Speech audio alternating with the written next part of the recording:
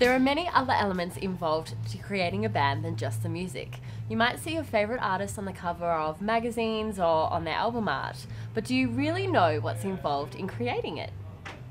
We're in the studios of photographer Kane Hibberd, who has shot for the likes of Dave Grohl, AFI, Amity Affliction, Cut Copy, and many acclaimed international and Australian bands. And we're about to shoot the album artwork for Melbourne act Calling All Cars.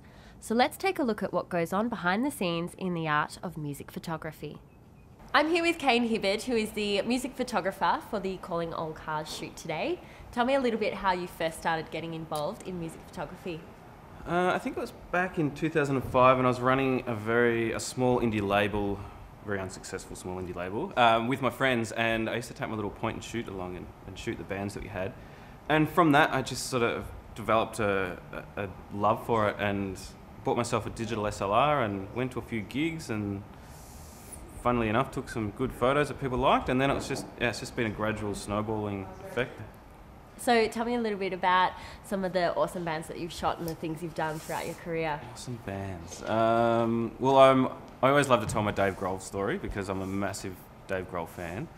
I shot them Crooked Vultures when they came out, I think in 2010, and so I did a shoot with a quick shoot in their hotel room and got to meet Dave, which was amazing, and Josh and John. But Dave, it's the holy grail. I got to shake his hand, and it's I never get nervous before shoots, but knowing I was going to meet Dave was amazing. Because looking through some of your photos, a lot of the time, images you see of bands on the front of street press magazines and album covers, a lot of the time you're behind it.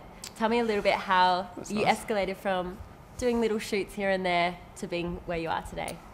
I think it's just a process of just bettering your craft, and all I've ever wanted to do is take better photos. So every time I do a shoot, I approach it as, this has to be the best shoot I'll ever do, and from that, you create good work, and every time you do a shoot, everything gets a little bit better, and you're your own worst critic. So I obviously critique my work very harshly, and that keeps me pushing to get better and better, and that's how you get, then the industry recognises you, and you do one band, and then the management might have another band, or the label has other bands, and bands also increase in their profile. So you shoot a band for their first album, and then if it does really well, all of a sudden you're like, oh, you're shooting this band that's really well known, it's but quite big. You've been shooting them since they were nobodies. So I'm here with Alexandra. She is the costume stylist for today's shoot with Calling All Cars.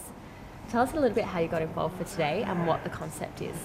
Well, I've done some shoots before for Kane in a steampunk style, which is Victorian mixed with modern. And I've got a lot of things that I make in the Victorian period style. And today's inspiration for this sort of shoot was kind of a torchwood, sort of slightly grungy kind of Victorian feel to it. And I've got lots of things that would suit this feel. So I've brought a whole lot of different things to kind of play around. We've got cravats, we've got waistcoats, things like here. That's gorgeous with the corduroy. Yeah, double-breasted. that's right, double-breasted. So all the features that are in the Victorian period, but we can kind of make them look a bit lived in and dirty, and it's quite fun doing a shoot like this. I'm here with James and Adam of Calling All Cars, and they are the features of the shoot today. It's for their new album cover. Tell us a little bit about the concept of the shoot today. I see you dressed up very smartly. Yes. Well, it's kind of like to theme, I guess, with the album title. The album's called Dancing with a Dead Man. So, I kind of guess it evokes those like kind of older school images, and we're just sort of trying to get that in the look and feel of that on the album cover.